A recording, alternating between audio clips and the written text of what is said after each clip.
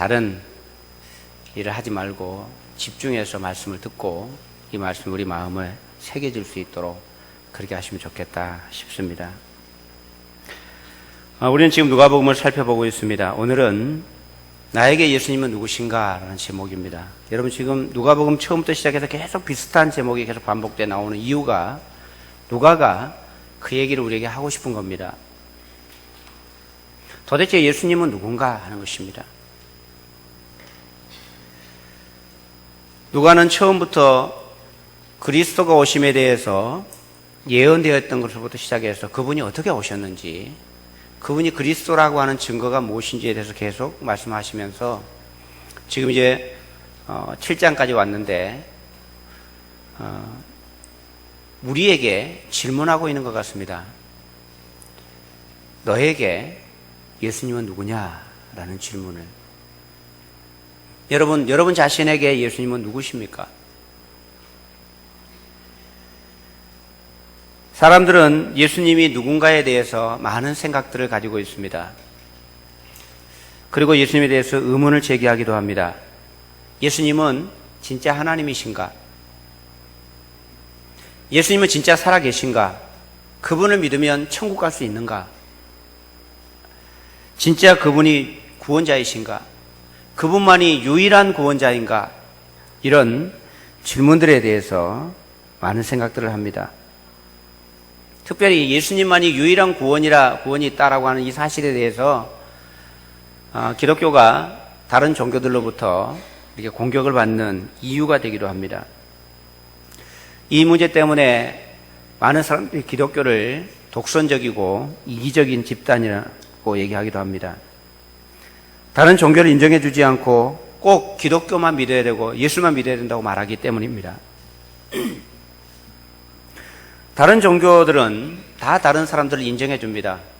나는 나의 종교를 가지고 당신은 당신의 종교를 가지고 우리가 나름대로 잘 믿으면 되지, 뭘 믿어도 잘 믿으면 되지, 이렇게 생각을 합니다. 그래서 불교든 천주교든 이슬람교든 자기가 좋아하는 거 믿으면 되지, 그런 생각을 하고 다 괜찮다고 말합니다.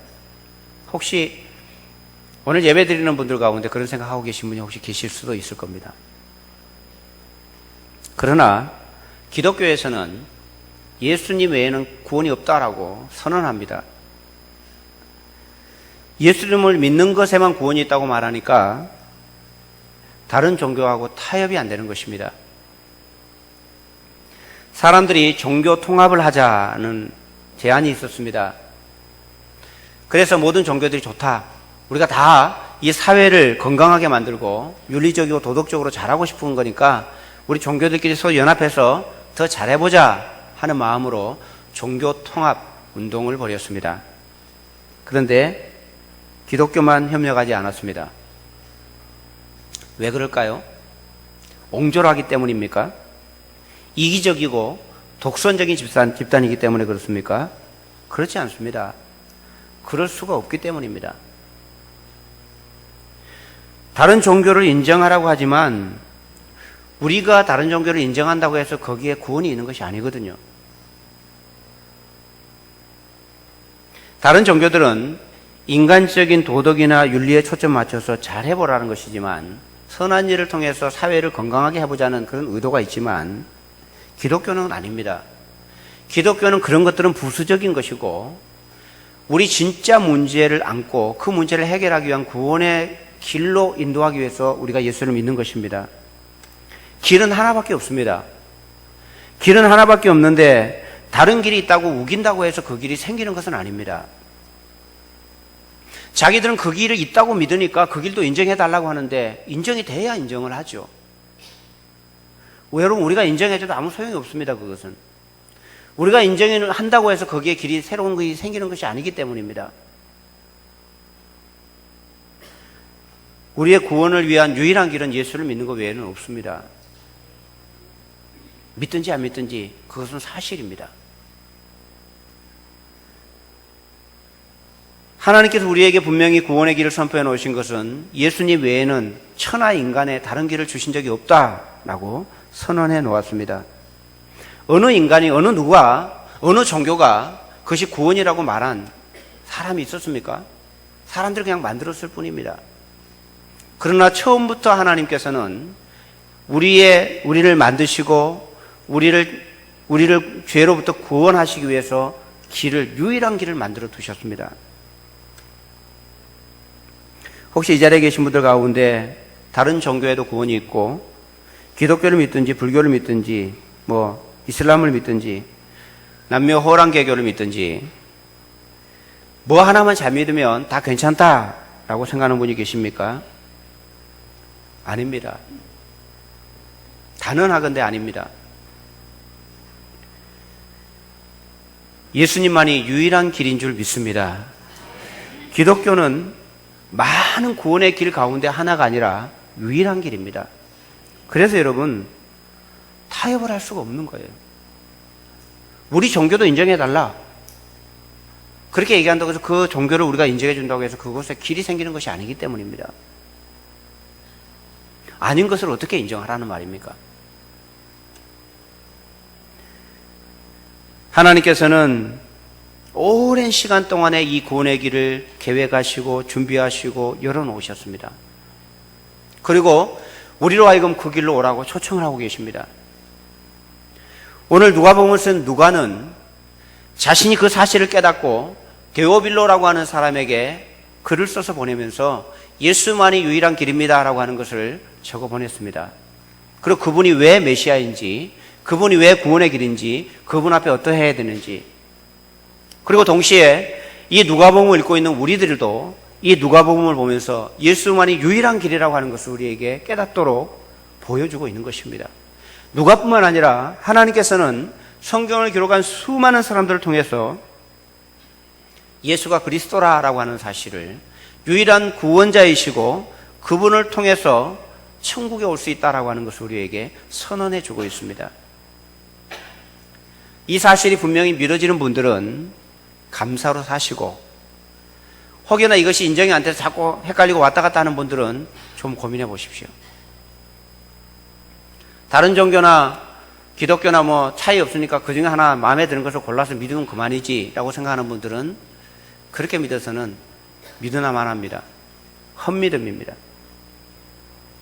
성경은 그것을 우리에게 가르쳐주고 싶어서 굉장히 꼼꼼하게 말씀을 하고 계십니다. 오늘 우리가 읽은 내용 가운데 19절에 보면 세례 요한이 예수님께 질문하는 내용이 나옵니다. 지금 세례 요한은 감옥에 갇혀 있습니다. 감옥에 갇혀서 제자 2명을 예수님께 보내서 묻습니다. 19절을 보시면 요한이 그 제자 중 2를 불러 주께 보내어 이르되 오실 그이가 당신이 오니이까 우리가 다른 일을 기다리오리이까. 질문은 이것입니다. 여기서 그이는 누군가 하면 메시아입니다. 구약으로부터 약속되었던 우리의 구원의 구원자로 약속했던 그분이 당신이 맞습니까? 이 질문입니다. 당신이 메시아가 맞습니까? 아니면 우리가 다른 일을 기다려야 합니까? 라고 질문한 것입니다. 여러분, 그런데 다른 사람도 아니고 세례 요한이 그 질문을 했다는 것이 아주 의외가 아닙니까? 세례 요한이 누굽니까? 세례 요한은 그리스도 앞에 와서 그분이 그리스도라고 하는 길을 예비하는 사람입니다. 그리고 지금까지 세례 요한은 계속해서 예수님은 그리스도라고 자기가 선포하고 살아왔습니다. 그런데 왜 이 시점에 와가지고 감옥에 앉아서 제자들을 보내면서 당신이 그리스도가 맞습니까? 아니면 다른 분이 올 것입니까? 라고 물었을까요?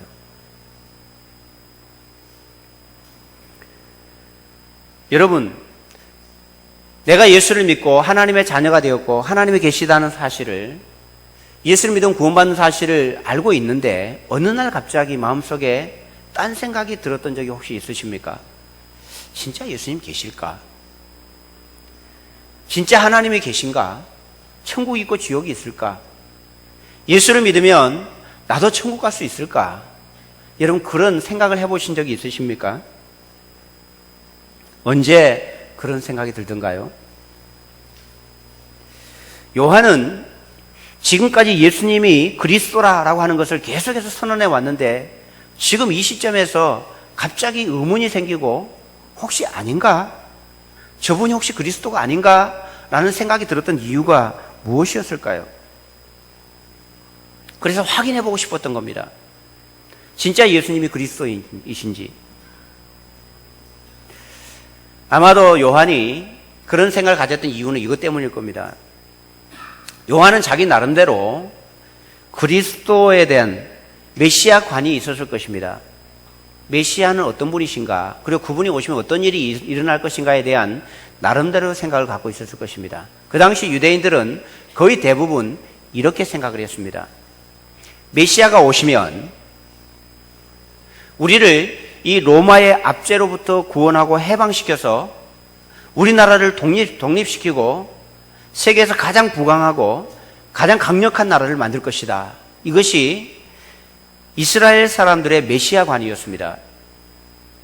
그래서 메시아가 오시면 자신들을 해방시키고 자유케 하고 그렇게 할 것이라는 생각을 갖고 있었는데 요한도 아마 그런 생각을 가지고 있었을 것입니다.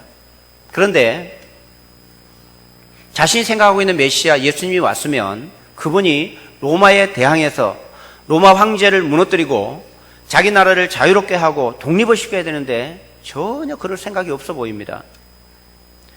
자기는 메시아가 오시는 길을 예비하다가 감옥에 갇혀 있는데 자기를 꺼내줄 생각도 안 합니다. 그리고 들리는 이야기를 하니까 병자들 고치고 이렇게 사역하시는데 하시는 말씀이 가난하게 살아라. 지난주에 우리 제자의 삶에 대해서 했잖아요. 가난하게 살고 핍박받는 삶을 살아라. 그것이 복이 있는 것이다.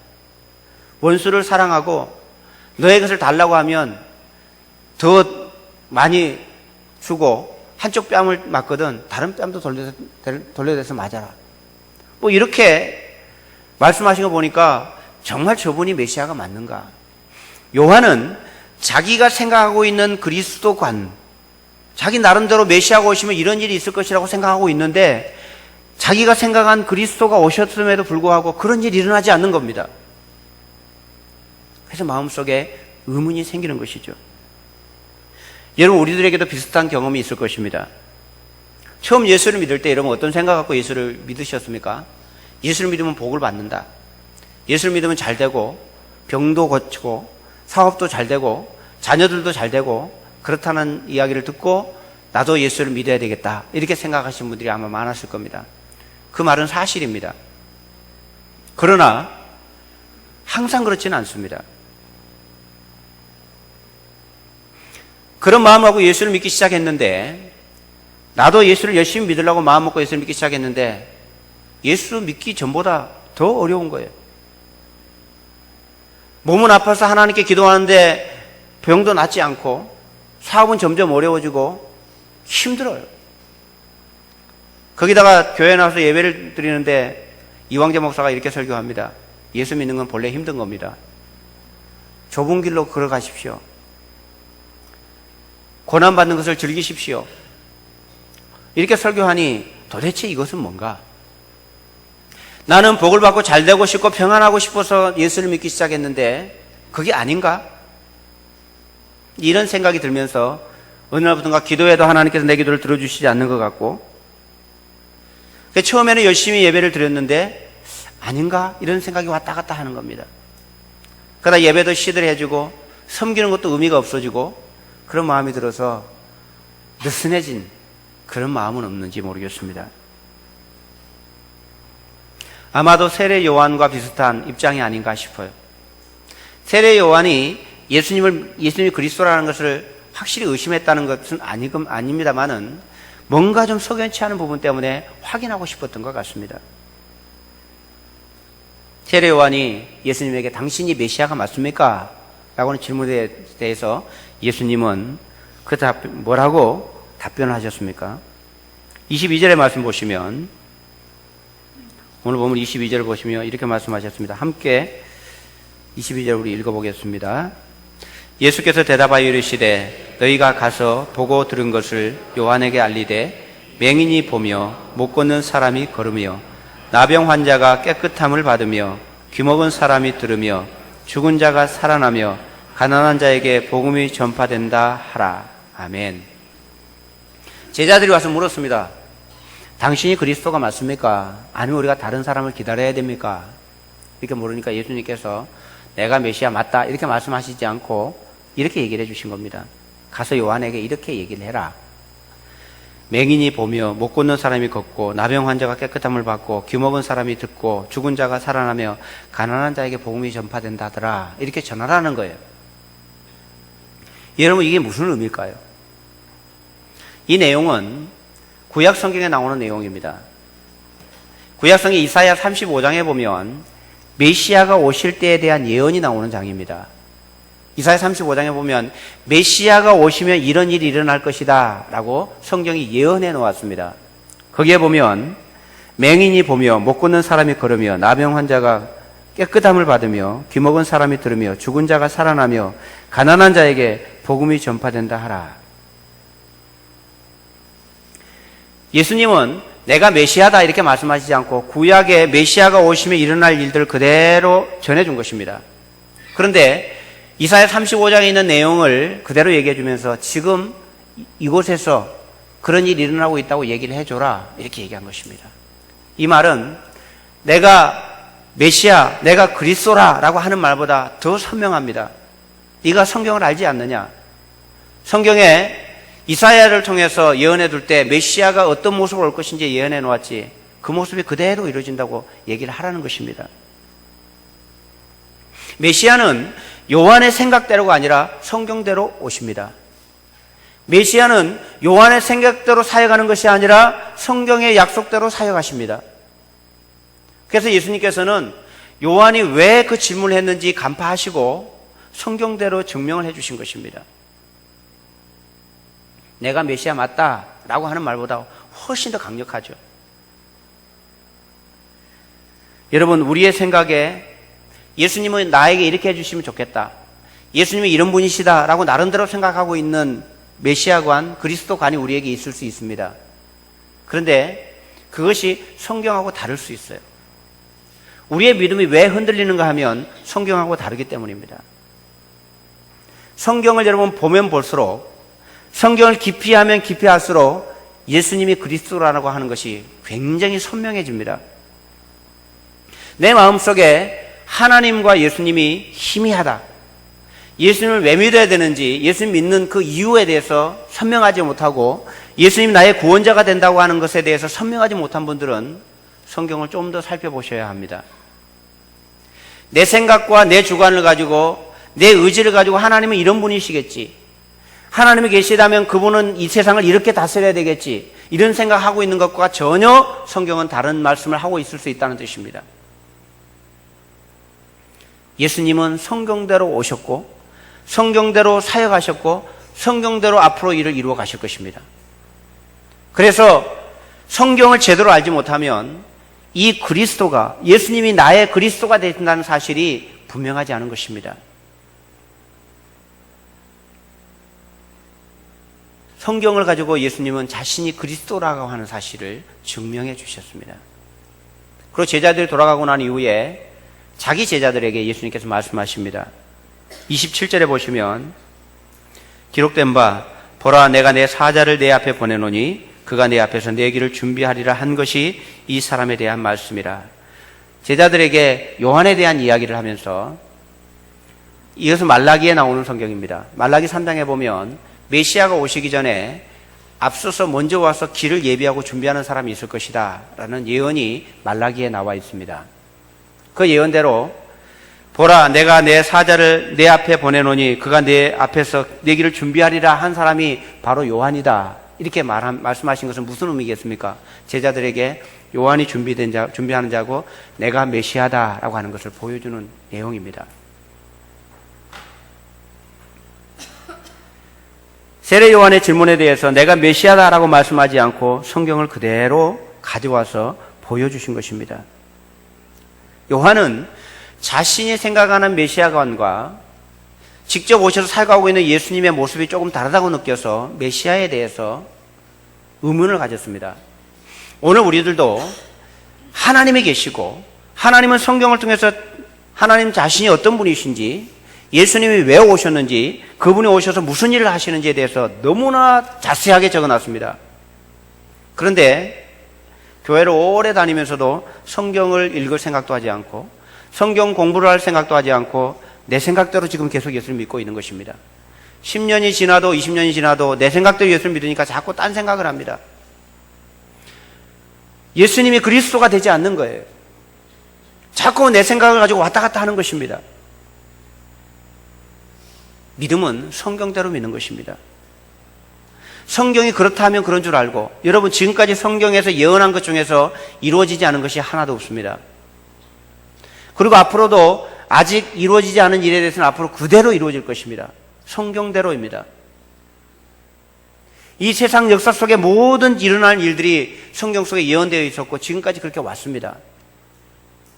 그래서 사람들은 그것을 확인해 볼 생각도 하지 않습니다. 심지어는 교회를 다니는 분들 가운데서도 그걸 확인하고 싶어 하지 않습니다. 귀찮으니까. 그냥 뭐 교회 왔다 갔다 하면 되는 줄 압니다. 아닙니다, 여러분. 그것은 믿음이 아니에요. 교회만 나온다고 해서 그것이 구원에 이르는 길이 아니라는 것을 여러분 기억하셔야 합니다. 누가는 이 누가복음 7장을 통해서 우리에게 무슨 말씀을 하고 싶은 걸까요? 지금 누가복음 전체를 통해서 누가는 예수가 그리스도라고 하는 것을 보여주고 싶은데 이 7장은 우리에게 무엇을 말씀해주고 있는 것입니까?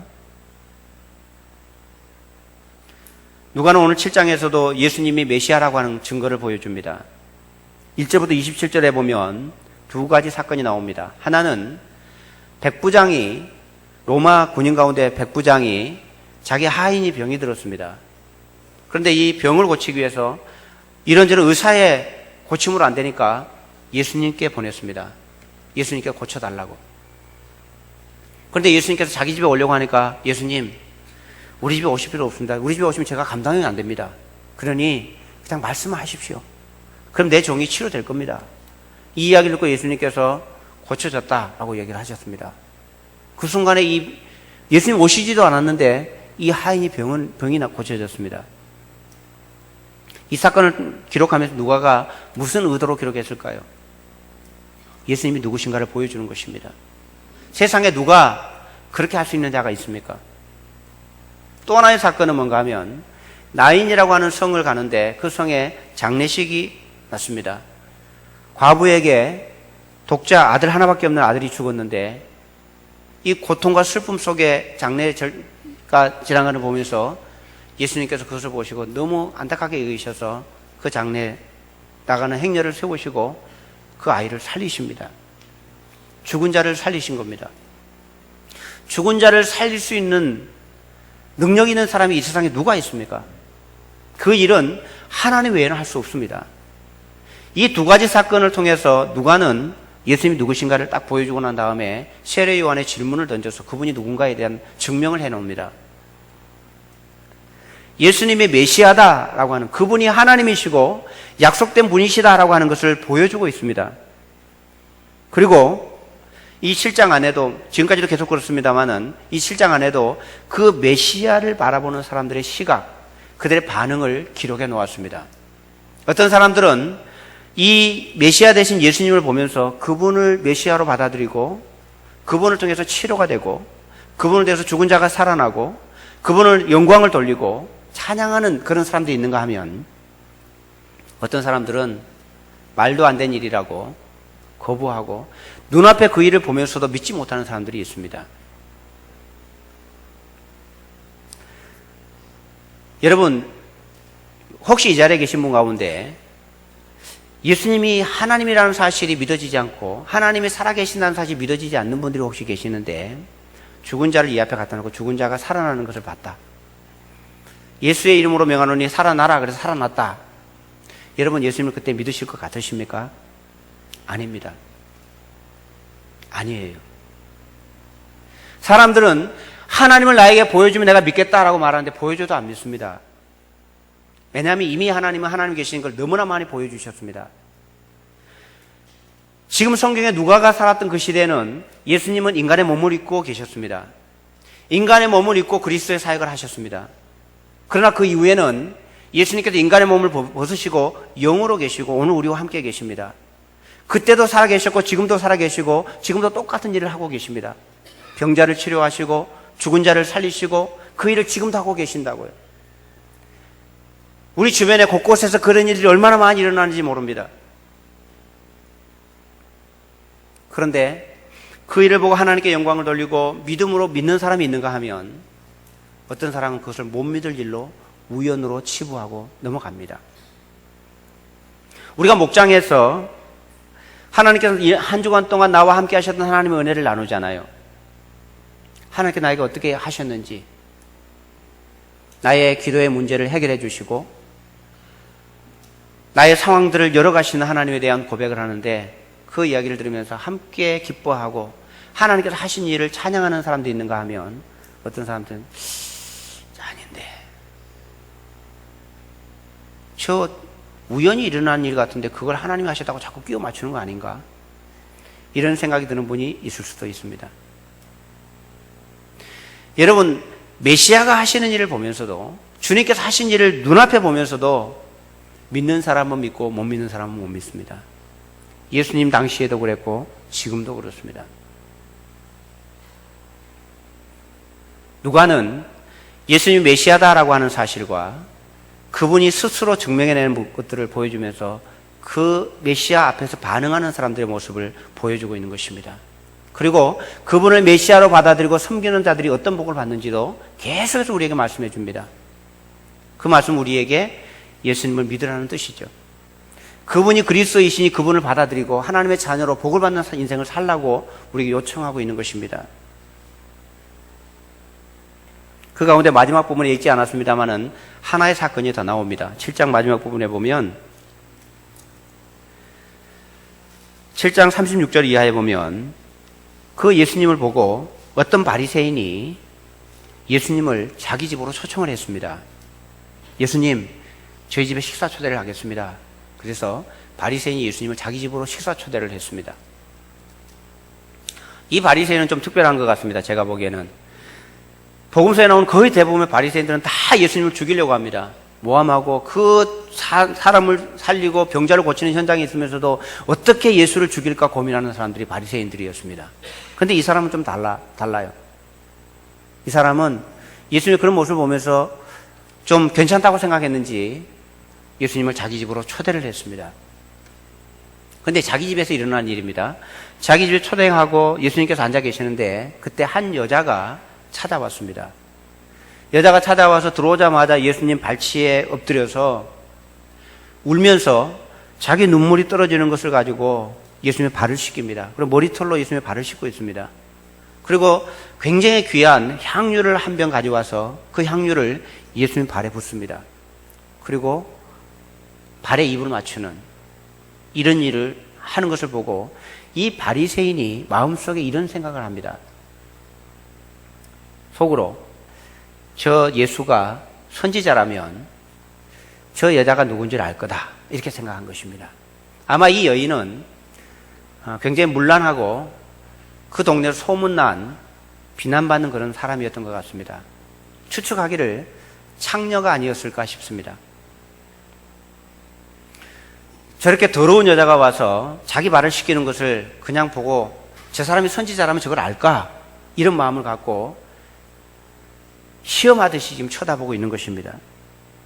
그때 예수님께서 물었습니다. 이 바리새인을 보고, 시몬아, 이렇게 보여요. 아마 이 바리새인도 이름이 시몬이었던가 봅니다. 시몬아, 어떤 사람에게 두 사람이 빚을 졌는데 한 사람은 500데나리온의 빚을 졌고 또 한 사람은 50데나리온의 빚을 졌다. 근데 둘 다 갚을 능력이 없어서 이 사람이 둘 다 탕감해 주었는데 누가 더 이 사람을 사랑하겠냐, 이렇게 물었습니다. 그랬더니 이 바리새인 시몬이 당연히 500데나리온을 빚진 자가 더 많이 사랑하겠죠. 1데나리온은 지금 우리 돈으로 대략 환산하면 한 10만 원 정도 될 겁니다. 그러면 500데나리온은 5천만 원이고 50데나리온은 500만 원 정도 될 것입니다. 이 두 개를 탕감해 준 것에 대해서 말씀하시면서 예수님께서 그 얘기를 듣고 이렇게 말씀하십니다. 너는 내가 이 집에 들어올 때 발 씻을 물도 주지 않았는데 이 여자는 오자마자부터 나에게 눈물로 내 발을 씻어줬다. 너는 나에게 그 흔한 감람유 한 방울도 내 머리에 안 부어줬는데 이 여자는 이 귀한 향유 옥합을 내 발에 붓고 내 발에 입 맞췄다. 무슨 말씀을 하시고 싶은 거겠습니까? 예수님을 향해서 이 두 사람의 반응을 대조적으로 예수님께서 보여주고 있습니다. 이 바리새인에게 있어서 예수님은 그리스도가 아닙니다. 이 사건을 통해서 예수님께서 무슨 말씀을 하고 싶은 건가 하면 이 여자가 너보다 죄가 많다 이 말씀을 하려고 하는 것이 아닙니다. 여러분, 죄가 누가 많은가 따지면 경중을 따지기가 어렵습니다. 사회적으로 보고 인간적으로 볼 때는 이 바리새인은 괜찮아 보이고 이 여자는 아주 죄인 취급을 당하지만 하나님 앞에서는 오히려 이 바리새인이 훨씬 더 심각한 죄인입니다. 자신의 죄를 감추고 잘난 체하고 교만했던 그 죄가 얼마나 큰지를 이 바리새인은 모르고 있는 것입니다. 그러니 자기는 괜찮다고 생각하고 이 여인을 정죄하고 있는 것입니다. 예수님께서 이 비유를 말씀하신 것은 죄가 누가 많느냐를 따지는 것이 아니라 자신이 죄인이라는 사실을 알고 있는지 없는지를 묻는 것입니다. 여러분, 누가 주님을 사랑하겠습니까? 자신이 죄인이라는 사실을 아는 자만이 예수님을 그리스도로 영접합니다. 내가 죄가 없다고 생각하는 사람, 나는 뭐 그런 대로 괜찮게 살았다고 생각하는 사람, 이런 사람은 예수님을 그리스도로 영접할 이유가 없죠. 나도 괜찮게 살았으니까. 믿지 않는 분들에게 지옥에 대한 얘기하면 나는 지옥 갈 일이 없어요. 내가 무슨 큰 죄를 지었다고 지옥을 갑니까? 죄를 모르는 것입니다. 이 여인은 비록 사람들에게 손가락질 받는 죄인이었지만 자신의 죄를 깨닫게 된 것입니다. 그리고 그분이 왜 오셨는지, 그분을 통해서 내 죄가 어떻게 됐는지 그것을 아니까 그냥 있을 수가 없는 거예요. 자기가 가장 아끼던 향유도 그분에게 드리는 것도 아깝지 않은 것입니다. 그래서 그 향유를 사람들이 보든지 안 보든지 그 발치에 엎드려서 눈물을 흘리면서 예수님의 발을 씻고 있는 것입니다. 사랑하는 성도 여러분, 이 자리에는 우리 모두는 선한 사람은 하나도 없습니다. 우리는 도무지 구원을 받을 만한 자격이 없는 죄인 중에 괴수와 같은 흉악한 죄인들입니다. 근데 누가 누구를 죄인이라고 손가락질 하겠습니까? 이 바리새인처럼 저 죄인, 저 여자가 어떻게 여기까지 와가지고 저 짓을 하는고?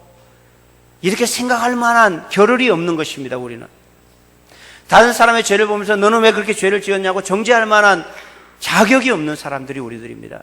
만약에 우리가 그런 생각을 하고 있다면 내가 누군지를 모르는 것입니다. 여기 나온 바리새인처럼 그런 예수님이 진짜 그리스도가 되는지 질문해 보아야 합니다. 우리는 아무도 자격이 없습니다. 우리는 모두가 다 그분 앞에 죄인이고 그분 앞에 엎드려 눈물로 그분의 발을 씻어야 될 수밖에 없는 존재들입니다.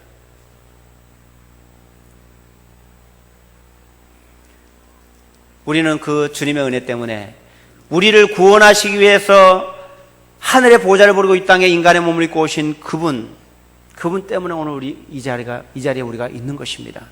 그리고 내가 감히 하나님의 자녀가 되었다고, 내가 감히 천국 갈 수 있다고 고백할 수 있는 것입니다. 사랑하는 성도 여러분, 여러분에게 예수님은 누구십니까? 오늘 본문에는 많은 사람들이 나옵니다. 그 가운데 여러분은 자신이 누구와 비슷하다고 느끼십니까? 백부장과 같은 사람인지, 아니면 나인성 아들을 잃어버렸던 그 과부와 같은 마음인지, 바리새인 같은 사람인지, 이 향유를 부었던 여인과 같은 사람인지, 세례 요한과 같은 사람인지, 나와 그리스도의 관계 속에서 나는 그리스도가 나에게 누구신지에 대해서 여러분 고민해 보셔야 합니다. 내가 나에게 주님이 누구신가 라고 하는 것은 내 생각으로 아는 것이 아니라 나의 삶으로 아는 것입니다. 내가 그분 앞에 어떻게 반응하는가 하는 것이 그분이 나에게 누구신가를 증명해 주는 것입니다. 여전히 나는 괜찮은 사람으로, 그저 다른 사람과 비교해서 나는 이 정도면 됐지라는 마음으로 살아가는 분이 계실 수 있고, 여전히 나는 하나님 앞에 자격 없고 미천해서 나의 모든 것을 그분에게 다 드려도 아깝지 않은 그런 분이 있을 수도 있습니다. 고상하게 식사 대접 한번 하고 자기는 괜찮은 사람인 것처럼 나는 그래도 당신이 이 정도 했으니까 괜찮은 사람이지요 어필하고 싶은 그런 마음이 우리 가운데 있을 수도 있습니다. 오늘 말씀을 생각하시면서 바리새인과 향유를 부은 여인을 통해서 나의 믿음이 어떤지 한번 생각해 보십시오. 교회 안에 들어와 있다고 다 하나님의 자녀가 되는 것은 아닙니다. 교회 안에 와 있다고 해서 다 예수님이 나의 그리스도가 되신 것은 아닙니다. 이미 나의 마음속에 불변의 진리로 예수님이 나의 구원자시고 하나님이시고 나의 그리스도가 되어주신 분들은 정말 은혜 중에 은혜입니다. 감사하면서 평생 그런 마음으로 살아가기를 축복합니다. 그런데 아직도 마음이 왔다 갔다 하신 분들은 성경을 좀 더 살펴보십시오. 그리고 여전히 내가 왜 죄인이야? 내가 이렇게 살면 되지. 꼭 예수를 믿어야만 되는가라는 생각을 아직도 갖고 계신 분이 계신다면 심각하게 한번 고민해 보시기 바랍니다. 왜 이광재 목사가 앞에서 이렇게 설교를 하는지, 누가는 왜 이렇게 성경을 기록하면서 우리에게 무엇을 말하고 싶은 것인지, 하나님께서는 수많은 사람들을 보내서 왜 성경을 이렇게 두껍게 기록해 가면서 우리에게 하나님이 누구신지를 보여주고 싶어 하는지, 이 속에 하나님의 사랑이 녹아 있습니다. 그것을 깨닫고 하나님 은혜 속에서 평생을 은혜로 살아가는 우리 모두가 되기를 주님의 이름으로 축복합니다. 우리 말씀을 생각하시면서 함께 기도하기 원합니다. 하나님, 나에게 예수님은 누구신지 다시 진지하게 고민해 봅니다. 예수님이 나의 그리스도가 되기를 원하고, 아직도 내가 주님을 알지 못한다면 주님 나를 찾아오셔서 하나님의 자녀 삼아달라고 우리 말씀을 생각하시면서 같이 기도하겠습니다. 하나님 아버지, 우리는 미천하나 우리는 자격이 없으나 향유 옥합을